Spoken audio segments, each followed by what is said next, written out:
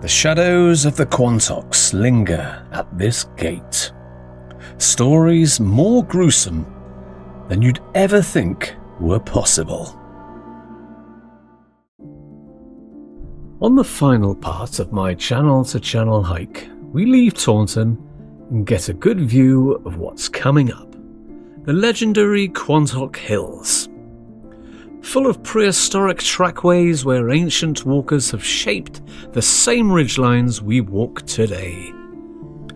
The route we take to get there is right across farmland, and as it was late May, some crops had just sprung into life, or be established in monster size and be almost like trying to get through some kind of jungle. There was a beautiful meadow of daisies between Pickney Lane and Yarford, the heads gently bobbing in the breeze. Then I saw one of the most peculiar trees I think I've ever seen, a weeping blue atlas cedar.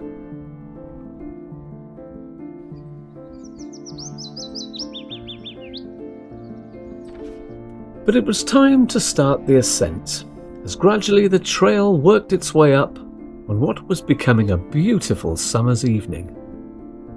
But as the sun was beginning to set on the other side of these hills, I picked up the pace, with the prospect of a true golden sunset.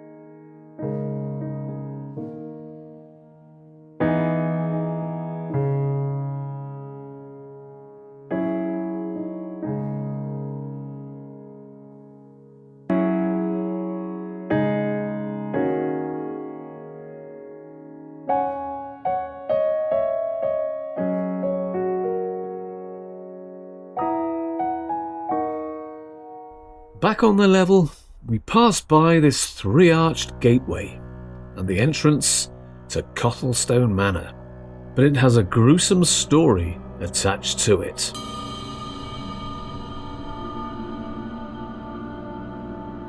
The manor and gateway were built in the mid-16th century, but 100 years on and after the English Civil War, loyalist John Stawell, the lord of the manor, went to London to surrender himself. He was imprisoned for high treason. As such, Cromwell ordered the destruction of his Elizabethan house by cannon fire.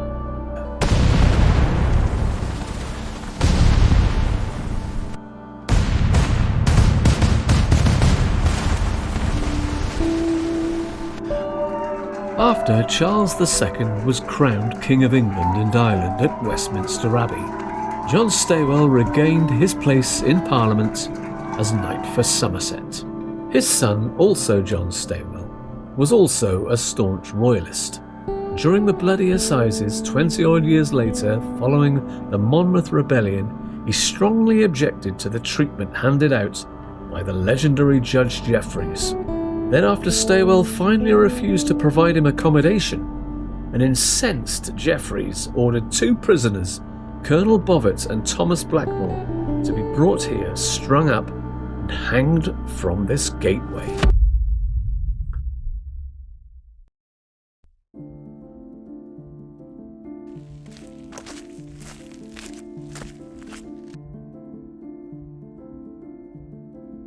Moving on toward West Bagborough village and toward the A358, we cross over and find ourselves on a series of old walkways either side of the West Somerset railway line. The weather was as perfect as you could ever get, matched by the scenery.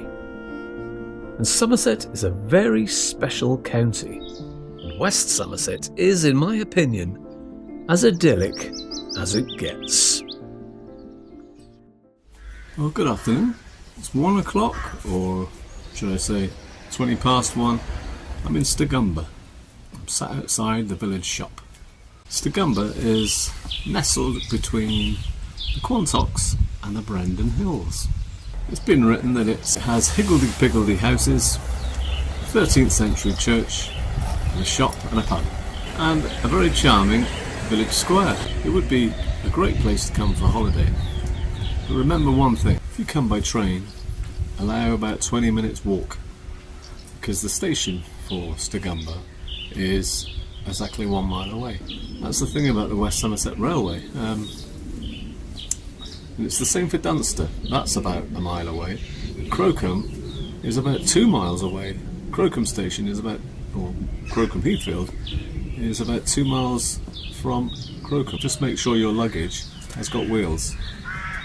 You'll have a great time because it's a great place and it's beautiful, absolutely beautiful here, and it'll be worth it because it's absolutely idyllic here.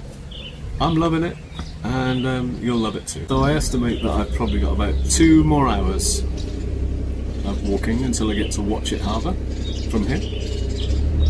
So maybe about 3:30. There's a little walk over a hill here from Willerton.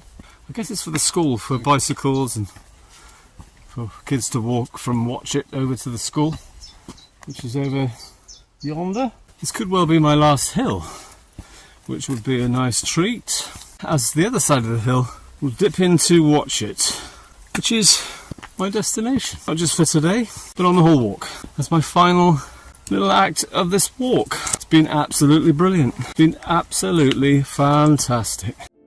So as we approach the edges of Watchet, walk down Govia's Lane to the railway crossing near Watchet Station, we finally make it to our destination, Watchet Harbour.